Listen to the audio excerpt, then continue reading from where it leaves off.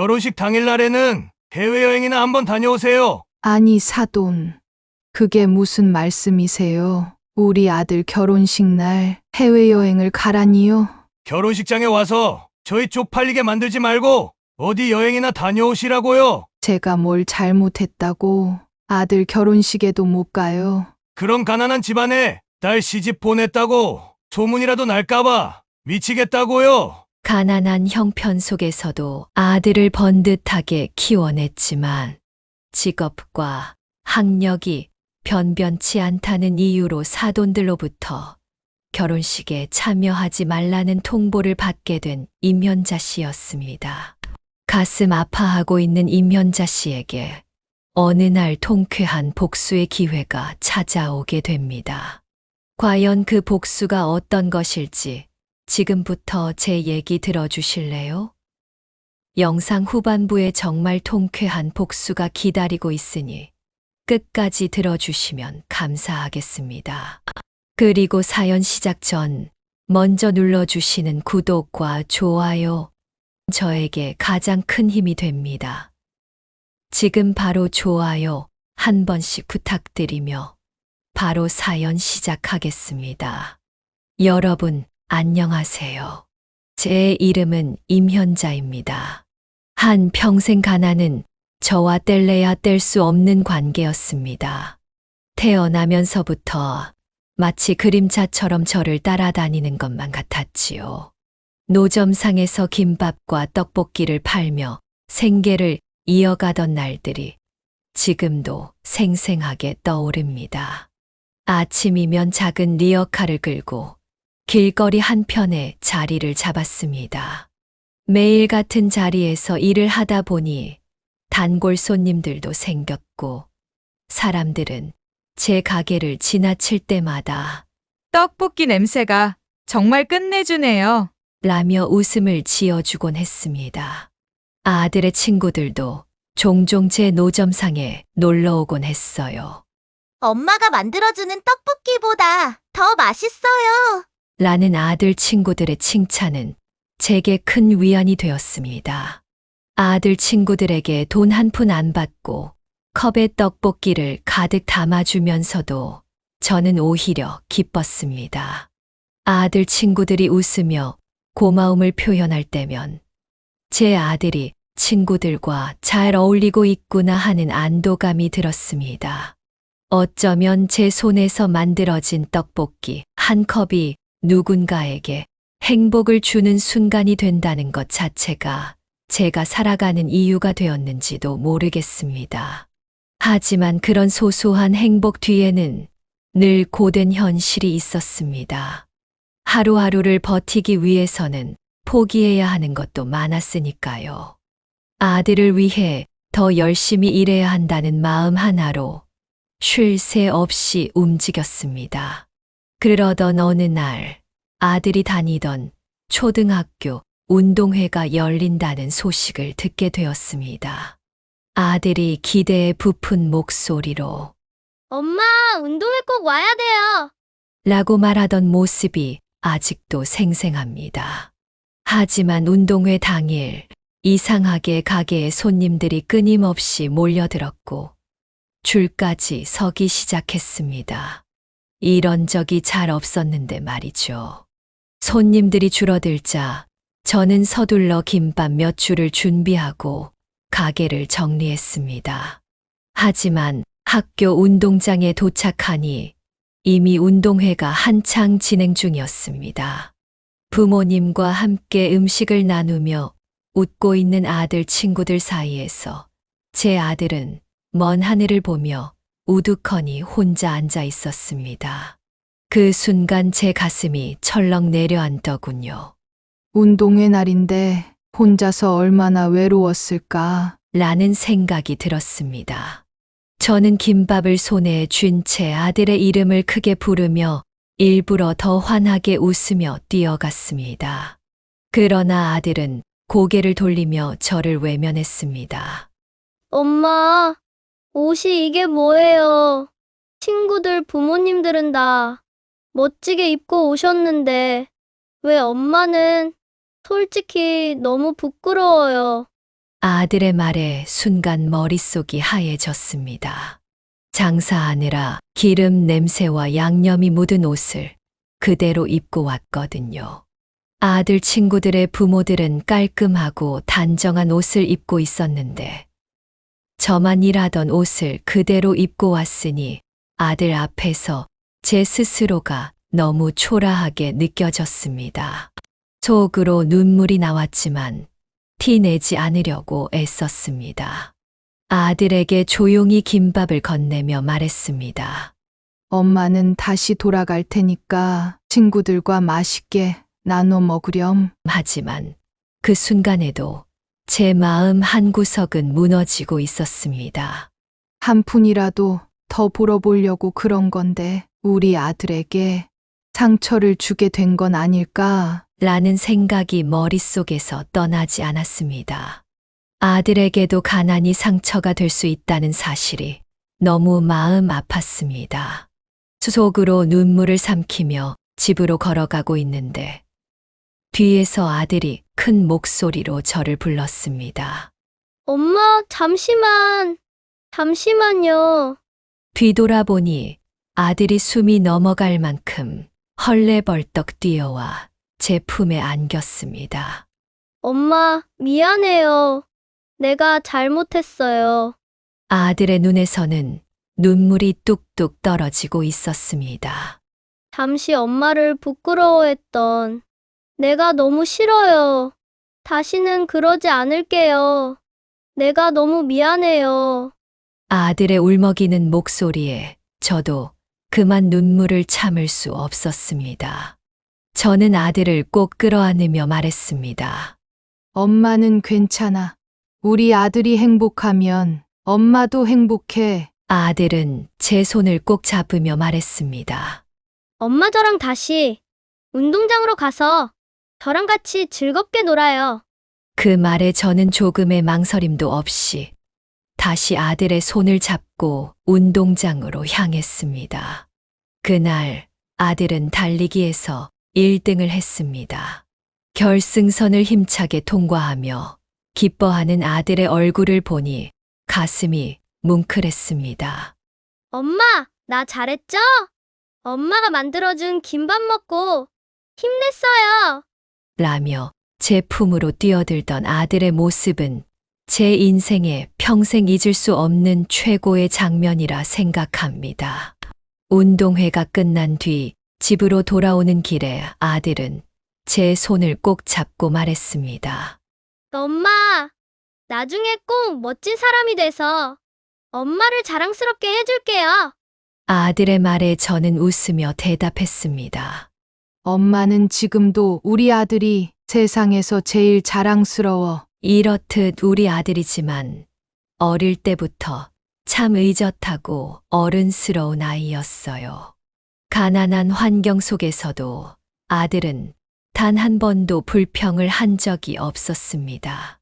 힘들고 부족한 형편에서도 가난을 탓하지 않았고 늘 열심히 공부하며 사고 한 번 치지 않는 모범적인 아이로 자랐습니다.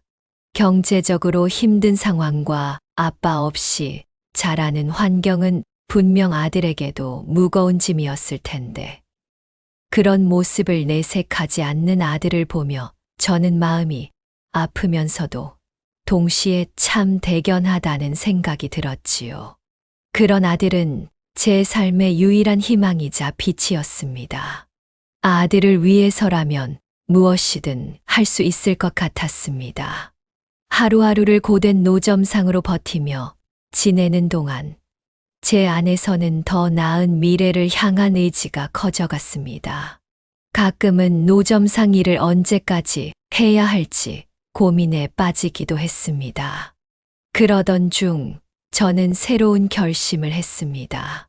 아들을 위해 조금 더 나은 환경을 만들어주기로 한 거였죠. 바로 노점상을 정리하고 커피와 토스트를 파는 어엿한 제 가게를 열기로 한 것입니다. 익숙하지 않았던 커피 머신 소리와 토스트를 굽는 고소한 냄새가 새로운 일상이 되었고, 미래를 위해 더 큰 도약을 준비하는 과정이라 생각했습니다. 한편 아들은 대학에 진학한 후에도 늘 아르바이트를 하며 자신의 생활비를 벌었습니다. 저에게 부담을 주지 않으려는 아들의 모습이 안쓰럽기도 했지만 한편으로는 대견했습니다. 바쁜 학업과 아르바이트를 병행하며 한 번도 불평을 하지 않았어요. 그런 아들이 어느 날 제게 진지한 표정으로 다가와 말을 꺼냈습니다. 엄마, 저 공무원 시험 준비를 하고 싶어요. 딱 1년만 지원해 주시면 안 될까요? 학원비랑 책값 정도만 도와주시면 돼요. 아르바이트 하면서 시험 준비를 하기엔 너무 시간이 부족해서요.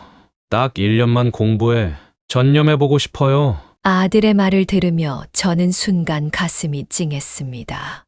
그 작은 부탁 속에 담긴 아들의 간절함이 느껴졌습니다. 넉넉지 못한 가정 형편을 누구보다 잘 알고 있는 아들이기에 얼마나 고민을 많이 하고 제게 어렵게 말을 꺼냈을지 충분히 짐작할 수 있어요. 그리고 그 순간 오래전의 기억이 다시 떠올랐습니다. 제가 노점상을 했던 곳이 관공서 근처였거든요.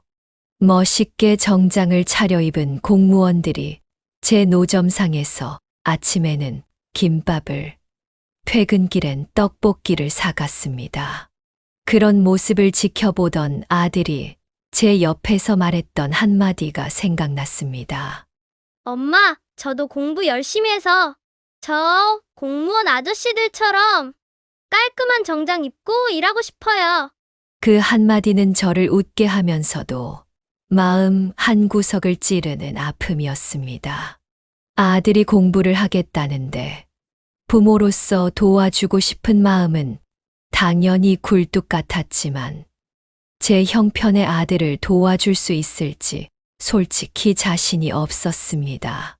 그동안 어렵게 모아놨던 얼마 안 되는 돈도 노점상을 그만두고 제 가게를 차리는데 모두 들어가 버렸기 때문입니다.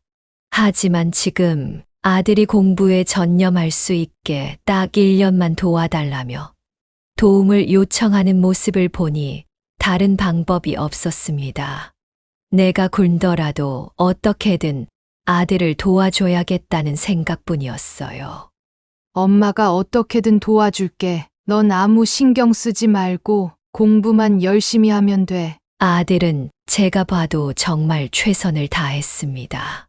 아침 일찍 학원에 가고 밤늦게까지 공부하며 하루도 허투루 시간을 보내지 않았습니다. 하지만 첫 시험에서는 아쉽게 떨어지고 말았습니다. 아들의 눈빛에는 미련과 아쉬움이 담겨 있었습니다. 다시 한번 도전하고 싶지만 가난한 형편을 잘 아니 차마 저에게 다시 부탁을 하기 어려워하는 것 같았습니다. 그런 아들에게 제가 먼저 말했습니다. 한 번 더 도전하고 싶다면 엄마가 도와줄게. 내가 포기하지 않고 끝까지 최선을 다해준다면 엄마도 끝까지 너에게 힘이 돼줄게. 이왕 고생한 거 아들을 위해 1년만 더 고생하자는 마음이었어요. 제 말에 아들은 눈물을 머금은 채 고개를 끄덕였습니다. 그리고 다음에 결국 아들은 공무원 시험에 당당히 합격했습니다. 합격 소식을 듣고 저는 아들을 끌어안고 눈물을 흘렸습니다. 엄마, 저 합격했어요. 그동안 도와줘서 너무 고마워요. 엄마가 먹고 싶은 거 안 먹고 사고 싶은 거 안 사며 저를 도와주신 거 너무 잘 알아요. 아들의 목소리에 담긴 기쁨과 감사를 들으며 지난 모든 고생이 한순간에 보상받는 기분이었습니다. 그날 밤 저는 생각했습니다. 가난하고 힘든 상황에서도 아들을 위해 포기하지 않았던 시간들이 헛되지 않았구나. 아들의 노력과 성취는 제게 더 큰 용기와 희망을 주었습니다. 그리고 깨달았습니다. 가난이 우리 삶을 어렵게 만들었지만 더 나은 미래를 위해 우리는 포기하지 않고 하나씩 헤쳐나가고 있었던 거야. 아들은 이제 어엿한 공무원으로서 사회에 첫 발을 내디뎠습니다. 그 모습은 제게 자랑스러움 그 자체였습니다. 그리고 아들은 자신의 삶에 새로운 변화를 맞이하고 있었습니다. 어느 날 집에 와서 설레는 목소리로 말을 꺼내더군요. 엄마, 저 몇 달째 만나고 있는 여자친구가 있어요. 저랑은 동기인데 정말 좋은 사람이에요. 아들의 얼굴에는 행복이 가득했고 말하는 내내 웃음을 감추지 못했습니다. 그 모습에 저는 아들의 말에 집중하며 자연스레 물었습니다. 정말? 어떤 사람이니? 엄마도 빨리 만나보고 싶다라. 며칠 뒤 아들은 여자친구를 직접 소개시켜 주겠다고 했습니다. 약속 날 약간의 긴장과 설렘이 교차하는 마음으로 약속 장소로 향했습니다. 그리고 아들의 여자친구를 보자마자 속으로 저는 오케이라고 생각했습니다. 단아하고 수수해 보이는 인상과 따뜻한 미소와 차분한 태도가 제 마음에 쏙 들었기 때문입니다. 어머님, 안녕하세요. 저는 찬혁 씨 여자친구인 김민정이라고 합니다. 말씀 많이 들었어요. 그녀는 정중하면서도 싹싹하게 인사를 건넸고 첫 마디에서부터 성격이 참 곱고 바른 사람이라는 느낌이 들었습니다. 자연스레 마음속으로 이 사람이라면 우리 아들과 정말 잘 맞겠다. 라는 생각이 들더군요. 눈빛에서는 진심이 느껴졌고 말 한마디 한마디에서도 배려심이 묻어났습니다. 마음이 놓이는 동시에 어쩐지 뭉클하기도 했습니다. 엄마, 민정 씨 정말 괜찮은 사람이에요. 직접 만나보시면 분명 민정 씨를 마음에 들어 하실 거라고 생각했어요. 저는 웃으며 고개를 끄덕였습니다. 그래, 좋은 사람을 만나고 있는 것 같구나. 우리 민정 씨 만나서 반가워요.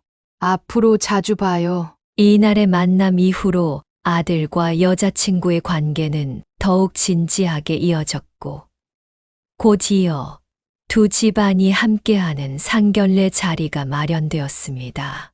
상견례 날 저는 긴장된 마음으로 자리로 향했습니다. 새로 산 옷을 입고 머리를 단정히 묶은 채로 거울을 보며 속으로 다짐했습니다. 첫인상이 중요한 거야. 약속 장소에 도착하니 아들이 밝은 얼굴로 저를 맞이하며 자리로 안내했습니다. 상대편 가족들도 이미 와 있었습니다. 안사도는 친절하고 온화한 미소로 저를 반겼습니다. 어머니, 만나 뵙게 되어 정말 반가워요. 말씀 많이 들었습니다. 안사도는 부드럽고 따뜻한 인상을 가진 사람처럼 보였습니다. 화기애애한 분위기 속에 대화가 이어졌고 안사돈이 제게 한 가지 질문을 했습니다. 어머님께서는 지금 어떤 일을 하고 계신가요? 안사돈의 질문은 가벼운 호기심에서 비롯된 것처럼 들렸고 딱히 날카로운 의도는 없어 보였습니다. 저는 잠시 생각에 잠겼지만 곧 미소를 띠며 대답했습니다. 아, 저는 지금 커피와 토스트를 파는 작은 가게를 운영하고 있어요. 뭐 대단한 건 아니고 소소하게 꾸려가고 있습니다. 그 말을 듣자 안사돈은 환한 미소를 지으며 말했습니다. 어머, 제가 커피를 참 좋아해요. 그리고 어릴 때는 토스트를 정말 좋아했거든요. 가게에 한번 꼭 찾아가 보고 싶네요. 안사돈의 호의적인 반응에 제 마음도 한결 가벼워졌습니다. 아이고 뭐 특별한 건 없지만 그래도 시간 되시면 한번 들러주세요. 제가 잘 대접하겠습니다. 서로 웃으며 이야기를 나누는 동안 분위기가 더욱 훈훈해지는 것만 같았습니다. 하지만 그때 바깥사돈의 표정이 점점 굳어져 가는 게 보였습니다. 조용히 이야기를 듣고 있던 박가사돈이 갑자기 저를 뚫어지게 바라보더니 제게 질문을 던졌습니다. 지금 가게를 운영하고 계신다고 하셨죠? 박가사돈의 질문에 저는 잠시 멈칫했지만 침착하게 대답했습니다. 네, 커피와 토스트를 파는 작은 가게를 운영하고 있어요. 그때 갑자기 박가사돈이 목소리를 높이기 시작하며 큰 소리로 말했습니다. 당신 노점상 했던 사람이잖아. 내가 모를 줄 알아? 내가 일하는 관공서 앞에서 김밥이랑 떡볶이 팔던 그 사람이잖아. 갑자기 사람을 하대하며 반말로 쏘아붙이는 박가사돈의 말에 심장이 철렁했습니다. 순간 방 안의 공기도 얼어붙는 듯 했습니다.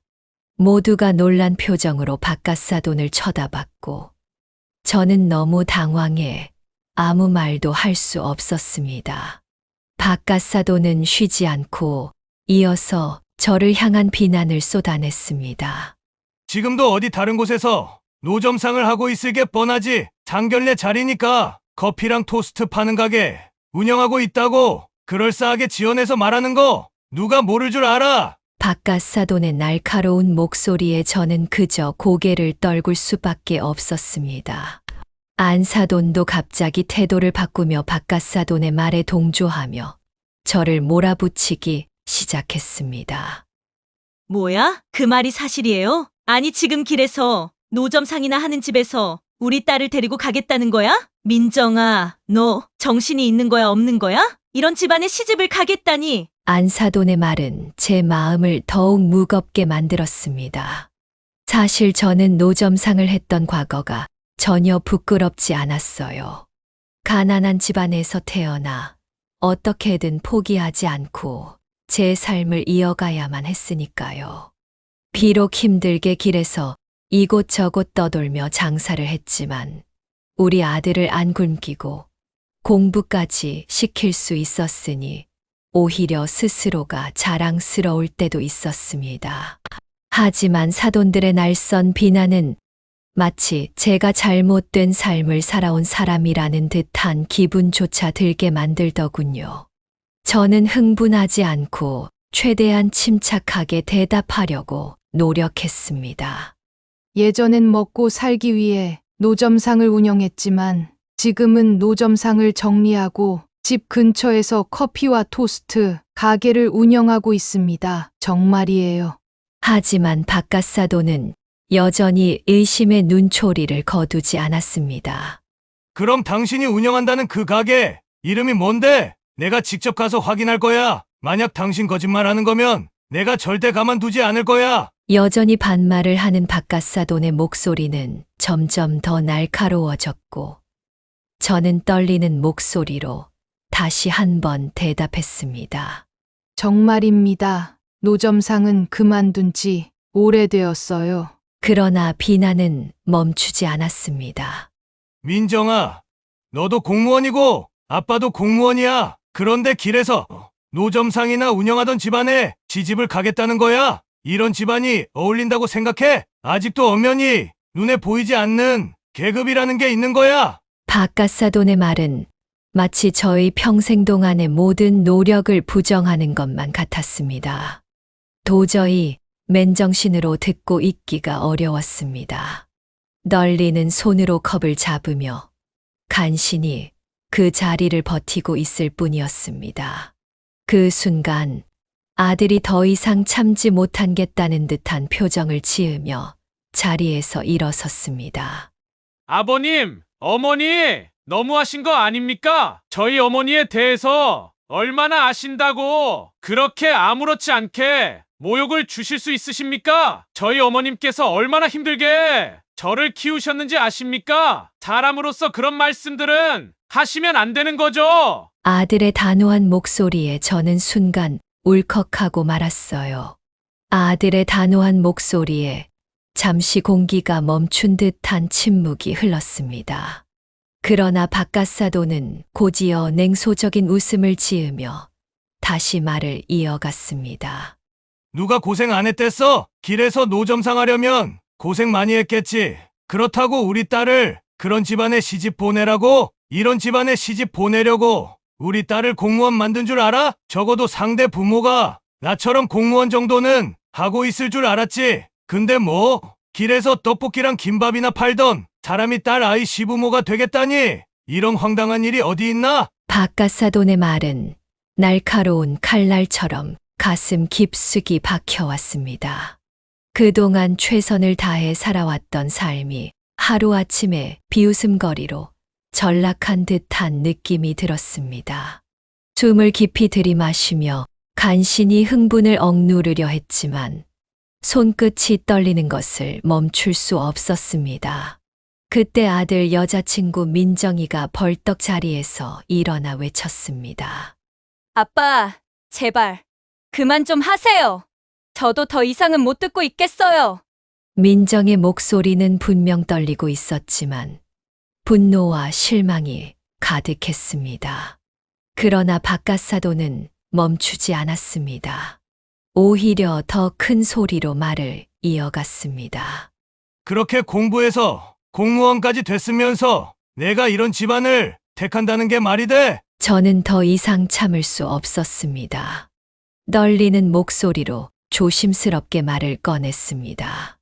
제가 그렇다고 다른 사람에게 피해를 준 것도 아니잖아요. 혼자 아들을 키우고 먹고 살려면 어쩔 수 없었어요. 누구나 인생을 살다 보면 힘든 시기가 있지 않나요? 저도 그런 시기를 겪었고 어떻게든 아꼈으며 돈을 모아 어엿한 제 가게를 차린 지도 벌써 몇 년이 지났습니다. 그 말을 하며 눈물이 차오르는 것을 간신히 참고 있었습니다. 저는 이어서 담담히 말했습니다. 저도 바깥사돈 기억나요. 저희 노점상 단골이셨잖아요. 거의 매일같이 찾아오셨으면서 그리고 살면서 길에서 파는 떡볶이 한 번, 붕어빵이나 호떡 한 번 안 사 먹어본 사람이 전국 팔도에 어디 있겠습니까? 박가사도는 얼굴이 일그러지며 당황한 듯 말을 더듬었습니다. 그건 그건 그냥 출출하니까 찾아갔던 거고, 아무튼 길에서 김밥이나 팔던 집안엔 우리 딸 못 보내. 이 결혼 없던 걸로 하지. 그 순간 아들이 자리를 박차고 일어나 단호하게 말했습니다. 저도 저희 어머니를 이렇게 모욕하는 집안과는 결혼 못 하겠습니다. 말씀하신 대로 이 결혼 없던 일로 하시죠. 아들의 목소리는 분명 강렬했지만 그 속에는 깊은 슬픔이 묻어 있었습니다. 아들은 곧이어 제 손을 잡더니 저를 이끌고 함께 상견례장을 박차고 나갔어요. 그날 이후로 아들의 표정은 눈에 띄게 어두워졌습니다. 힘들어하는 모습을 볼 때마다 마음이 찢어질 것 같았습니다. 저도 스스로 부끄럽지 않게 최선을 다해 살아온 시간들이었지만 박가사돈의 말에 인생 전체를 부정당한 것 같아 너무 힘든 시간들을 보내고 있었어요. 나의 존재가 아들에게 짐이 된 것 같아 밤마다 참을 수 없을 만큼 괴로웠습니다. 그런데 그로부터 얼마 후 안사돈으로부터 뜻밖의 연락이 왔습니다. 차분한 목소리였지만 어딘가 억지로 가라앉히고 있는 듯한 느낌이 들었어요. 다시 한번 만나서 얘기합시다. 지난번 상견례 자리에서 우리가 좀 실수를 했던 것 같아요. 안사돈은 지난 상견례에서의 언행이 딸을 사랑하는 마음에서 비롯된 과잉 행동이었다며 사과를 건넸습니다. 딸아이가 우리 때문에 결혼을 망치게 됐다고 밥도 안 먹고 있어요. 딸을 너무 사랑하는 마음에 우리가 실수를 한 거라고 이해 좀 해주시고 다시 만나서 얘기를 나눠봐요. 라고 덧붙였습니다. 그 말을 들으니 지난번 상견례에서 느꼈던 수치와 모멸감이 다시 떠올랐지만 감정을 억누르고 아들에게 조심스레 이야기를 건넸습니다. 상대 부모들이 미안하다고 하니 딱 한 번만 더 만나보자고 말이죠. 잠시 고민하는 듯 하더니 마지막이라는 생각으로 우리 모자는 다시 자리에 나가기로 결정했습니다. 그러면서도 저의 마음은 무겁고 불안했습니다. 이번에도 그들이 저번처럼 나를 몰아세우면 어떡하나, 아들이 또 힘들어하면 어떡하나 하는 생각이 머릿속을 떠나지 않았습니다. 다시 마련된 상견례 자리에서 사돈들은 유독 조심스러워했습니다. 안 사돈은 이전 상견례에서의 태도를 반성하는 듯한 모습을 보였습니다. 지난번에는 저희가 좀 실수를 한 것 같아요. 딸을 너무 아끼다 보니 감정적으로 굴었던 것 같습니다. 이렇게 다시 만나 이야기를 나눌 기회를 주셔서 감사합니다. 안 사돈의 차분한 목소리와 진심 어린 태도에 조금은 마음이 누그러졌습니다. 하지만 바깥 사돈은 여전히 굳은 표정으로 앉아 있었습니다. 분위기가 조금 편안해지는가 싶더니 안 사돈이 갑자기 이해하기 어려운 말을 꺼냈습니다. 혹시 괜찮으시다면 결혼식 당일날에는 해외여행을 한번 다녀오시는 게 어떨까요? 순간 그 말의 의도를 이해하지 못하고 멍하니 물었습니다. 그게 무슨 말씀이신가요? 아들 결혼식 날 해외여행을 가라고요? 안 사돈은 곤란한 표정을 지으며 말을 이어갔습니다. 딸아이가 결혼하지 못하면 차라리 죽겠다고 밥도 안 먹고 투정을 부려서 결국 결혼은 어쩔 수 없이 허락하기로 했어요. 하지만 저희가 하객들 앞에서 얼마나 부끄러울지 생각해 보셨나요? 바깥 사돈이 바로 말을 이어갔습니다. 냉소적이고 비아냥거리는 말투였죠. 분명 소문이 날 겁니다. 제가 일하던 관공서 앞에서 노점상이나 하던 사람한테 딸을 시집 보냈다고요. 그 직원들 사이에서 그런 소문이 날 게 뻔하지 않겠습니까? 그러곤 제 앞에 봉투를 툭 던지며 비꼬듯 말했습니다. 한 300만 원 넣어놨습니다. 해외여행 가보신 적은 있으세요? 아마 없으실 것 같은데 이번 기회에 한번 다녀오세요. 결혼식에는 오지 마시고요. 그게 우리 딸과 저희 부부를 배려해 주시는 유일한 방법입니다. 말로는 설명할 수 없는 감정이 한꺼번에 밀려왔습니다. 부끄러움, 분노, 슬픔이 뒤섞여 몸이 떨릴 정도로 복잡한 심정이 되었습니다. 나의 모든 과거와 노력이 그들의 말 몇 마디로 산산조각이 나는 것 같았습니다. 그때였습니다. 아들이 자리에서 벌떡 일어나더니 바깥 사돈을 똑바로 쳐다보며 단호한 목소리로 말했습니다. 정말 너무하신 거 아닙니까? 아들의 얼굴은 분노로 새빨갛게 달아올라 있었습니다. 저희 어머니가 왜 제 결혼식에 오시면 안 되는 거죠? 왜 자식 결혼식에 부모가 올 수 없냐고요? 왜? 도대체 왜? 식당 안은 그 순간 정적에 휩싸였습니다. 아들의 말이 공기를 찢어놓듯 울려 퍼졌고 모두가 아들의 다음 행동을 주목했습니다. 아들은 바깥 사돈이 툭 던진 돈봉투를 집어들었고 억누르지 못한 분노로 손이 떨리고 있었습니다. 그리고 그 순간 손에 들고 있던 돈봉투를 바깥 사돈을 향해 있는 힘껏 내던졌습니다. 봉투는 공중에서 찢어져 버렸고 안에 든 돈이 사방으로 흩날렸습니다. 지폐는 마치 바깥 사돈을 조롱이라도 하듯 식탁 위와 바닥으로 흩어졌고 모두의 시선은 돈더미와 아들에게 쏠렸습니다. 이런 인간 같지도 않은 것들! 아들의 단호한 목소리와 분노가 식당 안을 가득 채웠습니다. 그리고 돈봉투를 맞은 바깥 사돈의 얼굴도 분노로 새빨갛게 변했습니다. 바깥 사돈도 자리에서 벌떡 일어서더니 소리를 질렀습니다. 너 지금 뭐 하는 짓이야? 목소리가 채 울려 퍼지기도 전에 바깥 사돈은 아들에게 다가갔습니다. 어디서 감히 어른한테 그런 짓을 해? 바깥 사돈은 아들의 어깨를 거칠게 잡아 흔들며 화를 냈습니다. 그 순간 아들의 얼굴도 얼음장처럼 차가워졌습니다. 경고했어요! 제 몸 건드리지 마세요. 잡는 것도 한계가 있습니다. 아들은 박갓사돈의 손을 강하게 밀쳐냈습니다. 하지만 다시 박갓사돈은 소리를 지르며 아들의 멱살을 잡았고 아들은 그런 박갓사돈이 난동을 부리지 못하게 순식간에 제압을 했습니다. 그 과정에서 테이블 위의 식기들이 엎어지며 요란한 소리가 났습니다.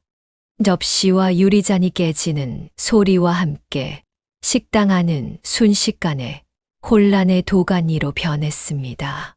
안사돈과 민정이가 급히 끼어들어 말려보려 했지만 역부족일 뿐이었습니다.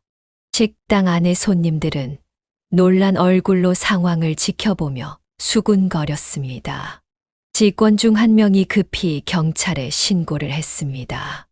몇 분 후 경찰차가 식당 앞에 도착했고 경찰들이 급히 뛰어들어 두 사람을 떼어 놓았습니다. 경찰의 목소리가 울려 퍼졌지만 그 순간에도 박갓사돈은 분노를 가라앉히지 못한 채 소리쳤습니다. 이 녀석이 날 폭행했어요. 당장 경찰서에 가서 고소하겠습니다. 박갓사돈의 말에 식당 안은 다시 정적에 휩싸였습니다.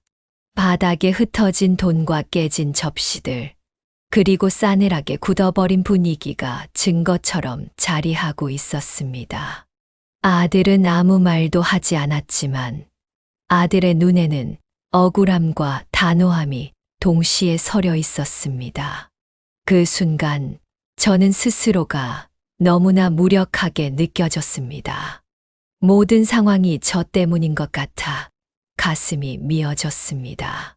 내가 과거에 노점상을 했다는 이유로 내 아들이 이렇게까지 치욕을 당하고 다쳐야 한다는 사실이 견딜 수 없이 아프게 다가왔습니다.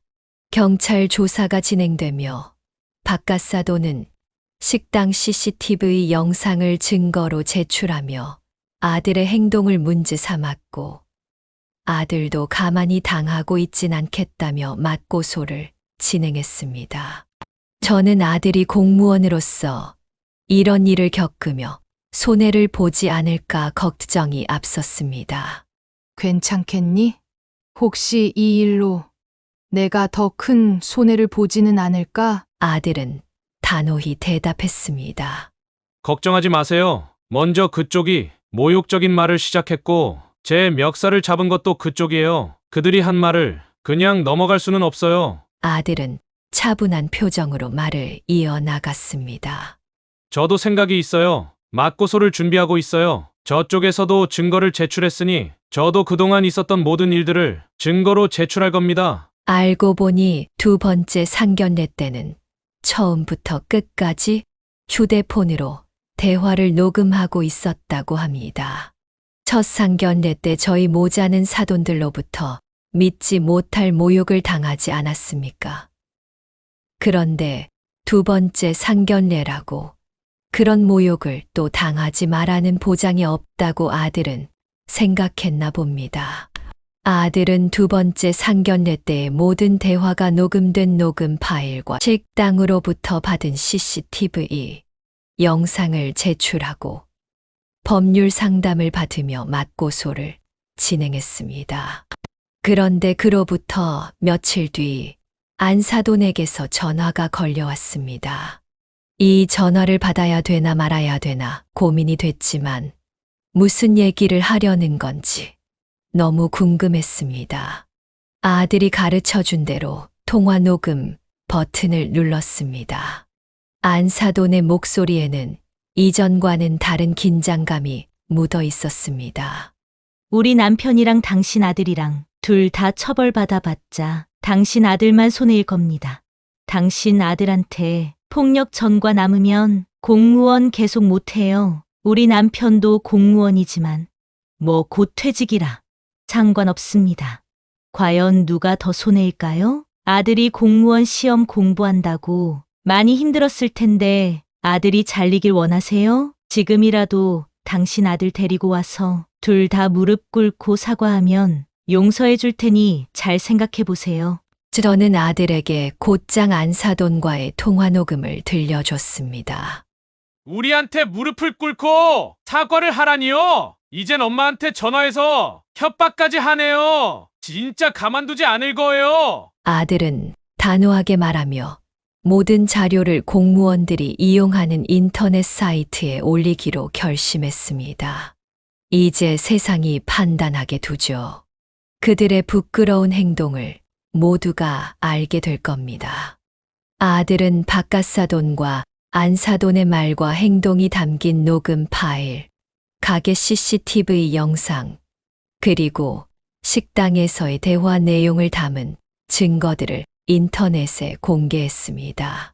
그리고 시작부터 지금까지의 과정을 상세히 작성하며 판단은 이 글을 보는 사람들에게 맡기겠다고 덧붙였습니다. 그 글과 영상은 아들과 박가사돈이 속한 공무원 조직 내부에 순식간에 퍼지기 시작했습니다. 그리고 댓글에는 우리를 응원하는 말과 함께 박가사돈과 안사돈을 비난하는 내용이 이어졌습니다.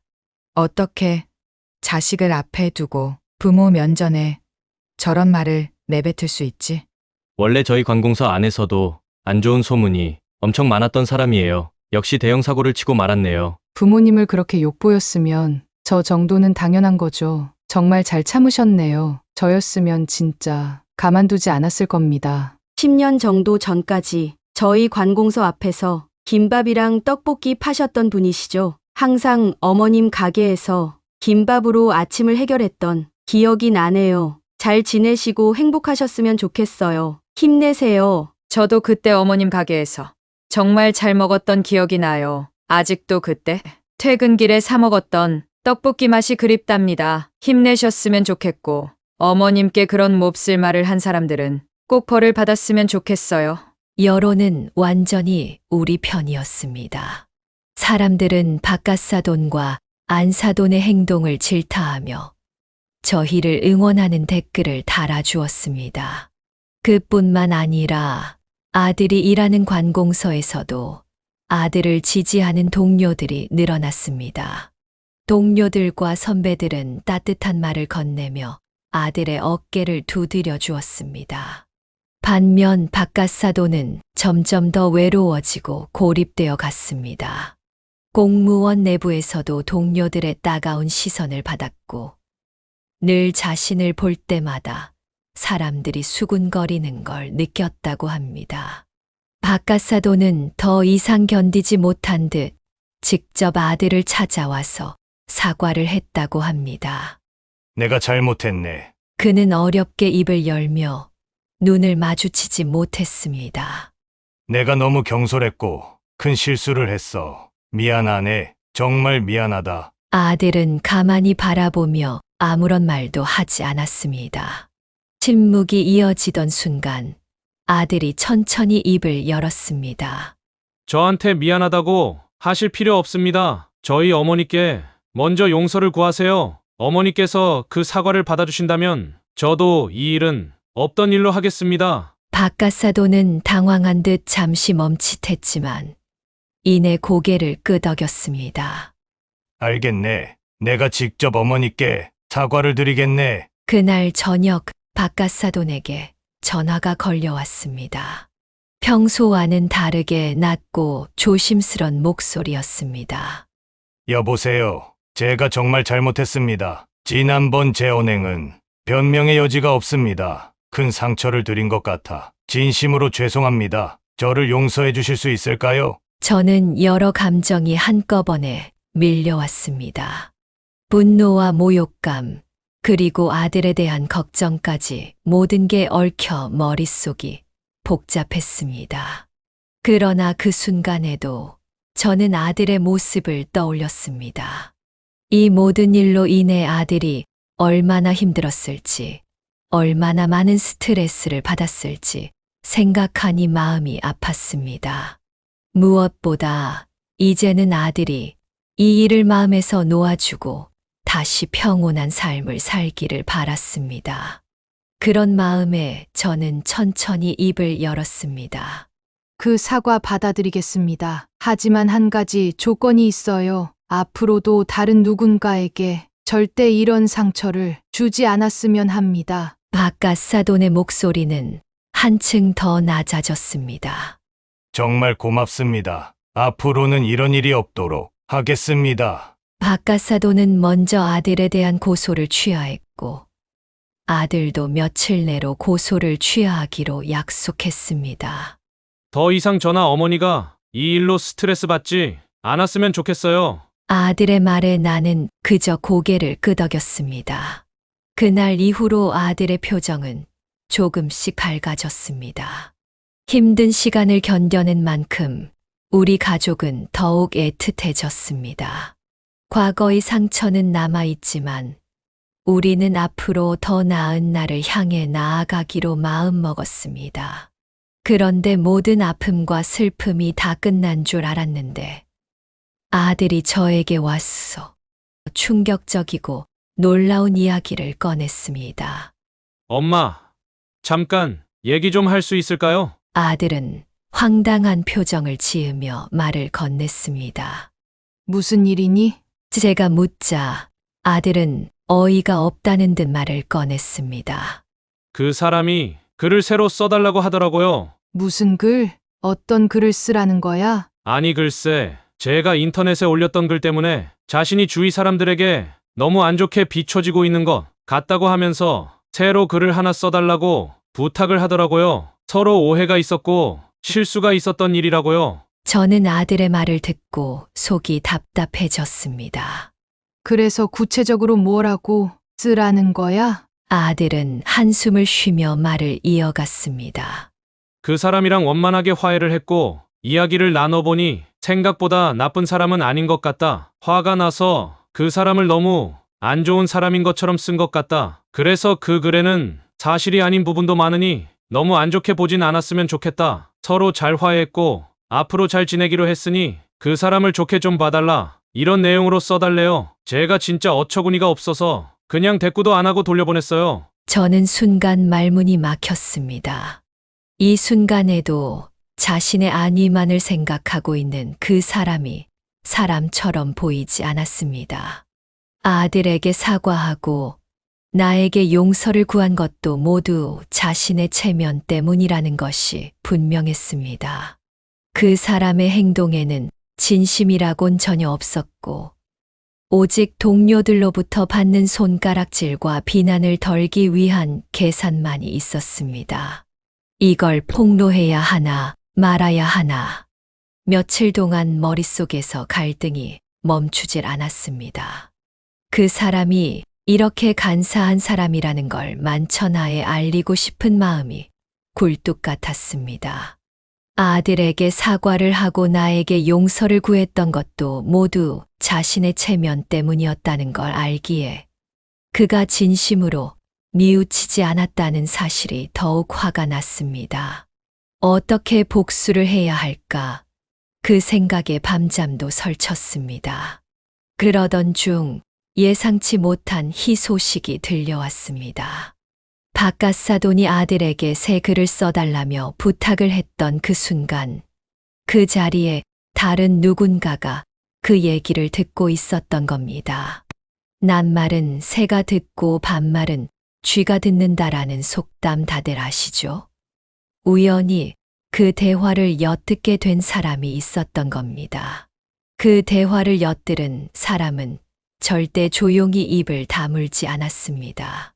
사과를 해놓고 뒤에서는 저런 부탁을 했다고? 진심으로 사과한 게 아니라 자기 체면 때문에 그런 거였네. 라는 말이 빠르게 퍼져나갔습니다.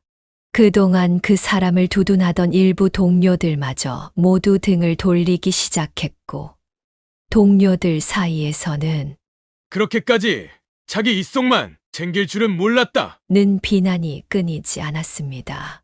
사람들은 이제 그 사람을 인간 취급조차 하지 않았습니다. 동료들은 그 사람을 대놓고 피했고 그 사람의 어떤 말도 더 이상 신뢰받지 못했습니다. 결국 그 사람은 더 이상 따가운 눈총을 버티지 못하고 정년을 채우기도 전에 퇴직을 하게 됐습니다. 그 소식을 듣는 순간 마음이 묘하게 가벼워졌습니다.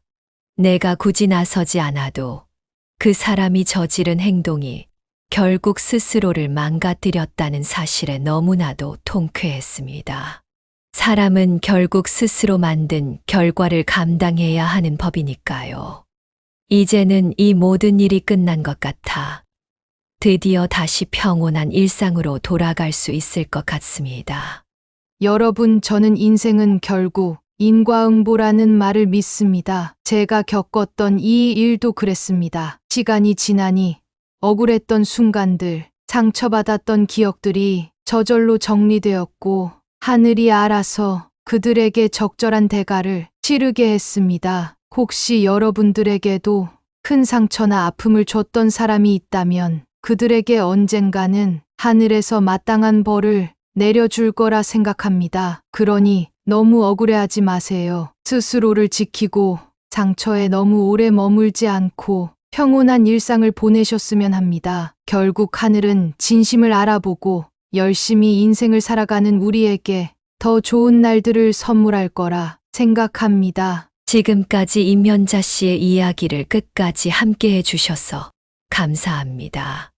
구독과 좋아요 아직 안 누르신 분들이 있으시다면 꼭 좀 부탁드리며 임연자 씨처럼 구독자분들이 가지고 있는 마음속 상처나 슬픔, 여러 고난들이 모두 해결되는 뜻깊은 한 해가 되길 진심으로 바라봅니다. 그럼 저는 다음 영상으로 다시 여러분들을 찾아뵙겠습니다. 감사합니다.